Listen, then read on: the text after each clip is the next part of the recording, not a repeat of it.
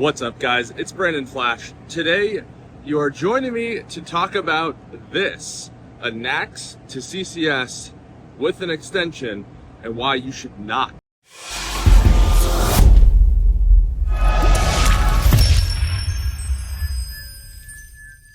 So this is a newly available product from a company called Hansshow. This is $599. There is a discount code down below, but don't use it. And this should not be available for sale.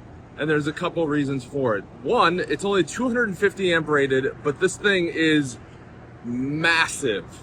This thing probably weighs 10 pounds if I had to guess.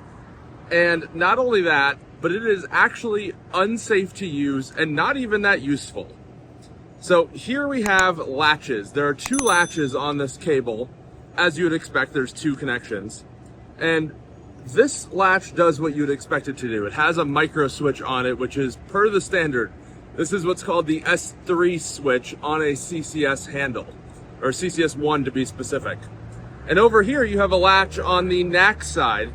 However, this does not have a switch on it, which means that you can be charging, this can be locked into your car, there can be power flowing through this. You can press this button and then just yank the cable out, and it does not stop charging. And I'll actually demonstrate that for you guys. But first, let's just try it out. I'm gonna activate the charger here first on the supercharger, but let me reposition the camera so you guys can see.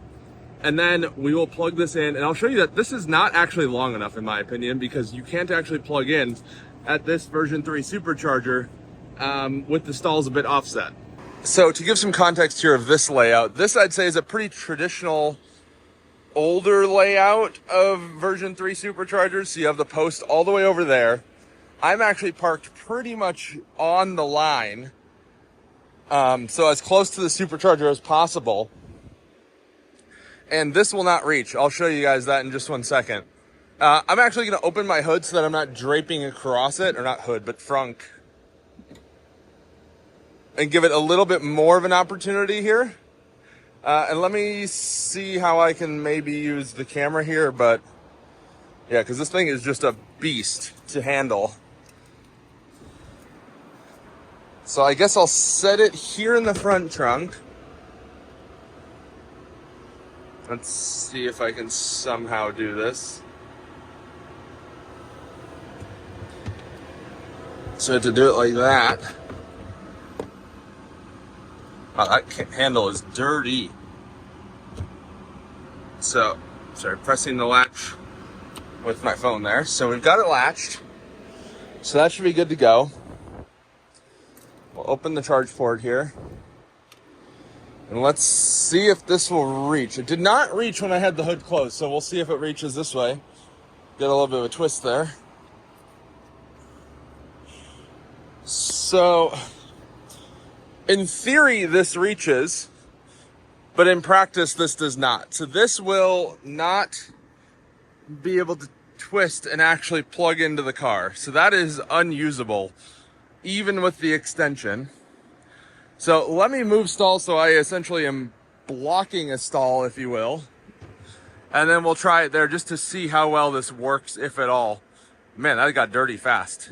So let's do that. So we moved over, now we're close to the supercharger. I'll open my charge port here. Trying to not let that hit my paint. And now we're in, as the Tesla owners will call it, the wrong stall. But now that we're here, we don't even need to use an extension. We're actually within plugging in reach. Obviously, you need an adapter, which I recommend A to Z, and I have a link down below for that. And I also have a video comparing a lot of the really terrible adapters on the market. Also, it looks like that's kind of coming off. That's not good. But let's just try this out, see if it works, and see how the latch performs. Let me maybe flip that around, I guess, or I'll plug it in first. Yeah, let's plug it in first to the car. Sorry, this thing is very heavy, so it's hard to film with. So I'm gonna grab this end and try to not damage the thing. So I've got the handle here. I'll plug it in. So now we're latched on the CCS side. And as you can see, this is kind of pointless. I'll activate the charger. I think I have plug-in charge turned off. Let's open the Tesla app. Charge your other EV. Charge here. We're on stall 2A. Start charging. So we should be charging here in a moment. And there we go. We are charging. And you'll see that even though this cable is only 250 amp rated, we're still going to get potentially 500 amps through it. And the only mechanism for derating is if it overheats, which is kind of terrifying. So you can see it does in fact work. However, as I mentioned, pressing this does absolutely nothing to stop the charging session. But if you press here, which is how it should, that will stop the charging session, which is how it should work. But because that doesn't do anything, you could press that button and then just yank it out, and there would be no stopping that charging session until it is unplugged, at which point you have an arc flash risk. Something else I totally forgot to mention in the initial video was that I actually reached out to Hansshow after they followed up asking when I was going to make a video about this adapter as I was doing my testing and gathering my thoughts and such. And I raised the concern about the latch and that it's an unsafe adapter to use.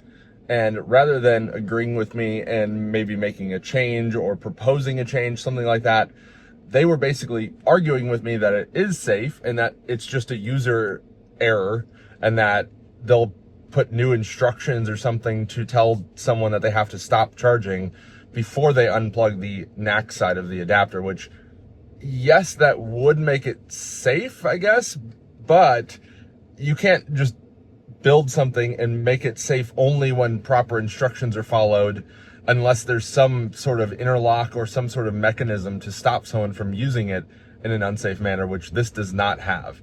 So this inherently is an unsafe adapter because you can press the red NACS latch, it does nothing, and then you can do a hot disconnect on this adapter cable, which is very sketchy. So again, no one should buy this adapter. Hansshow is a really sketchy company in my experience, and I cannot recommend doing business with them at all.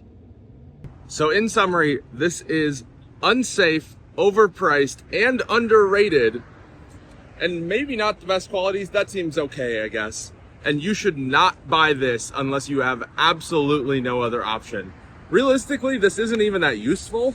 I think it needs to be probably another foot to be useful, or foot long to be useful. A to Z is coming out with one at some point soon, so I think that's going to be the one to look out for. I've used a lot of their products and I like them quite a bit, but this is absolutely not the one. If you haven't already, hit the like button, hit the subscribe button. See you guys in the next one. Would love to hear what you guys think about this. Thank you guys for watching.